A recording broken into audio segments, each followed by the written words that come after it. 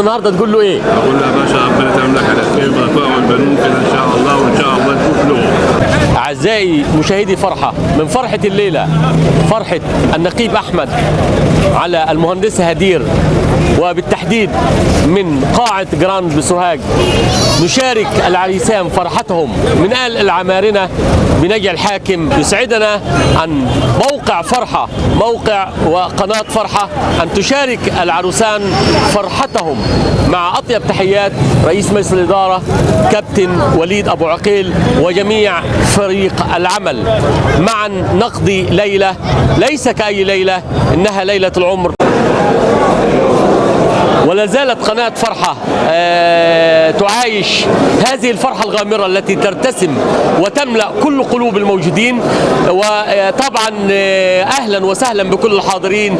نرحب، قناة فرحة ترحب بالحاضرين، وكل التحية والتقدير لجميع من حضروا. وكان لها هذا اللقاء مع عم الكل وعمدة المراغة، الرجل الأصيل، الرجل الفاضل اللي دايما خطواته محسوبة في قلوبنا إن شاء الله، عم عبد الحكيم. تقول لنا إيه النهارده عم حكيم للعروسين؟ يا باشا ربنا يتمم على خير، يعرف ويحكم ويتم على خير ان شاء الله. طب انت لو هتبعت رساله للعريس المقدم احمد النهارده تقول له ايه؟ اقول له يا باشا ربنا يتمم لك على خير بركاء والبنون كده ان شاء الله، وان شاء الله نشوف له.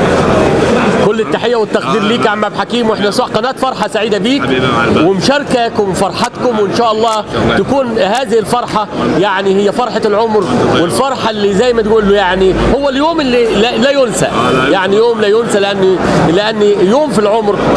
يا رب يجعل ايامهم كلها سعاده. واهلا وسهلا بيك يا عم عبد الحكيم.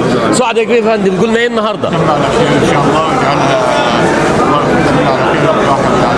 سعد بك يا فندم، تقولنا ايه النهارده؟ بكر القاضي، بكر علي عبد الكريم القاضي، اخو نعم العروسه. تقولنا ايه يا عم بكر؟ مبروك وربنا يتمم على خير لسياده النقيب. شكرا يا فندم.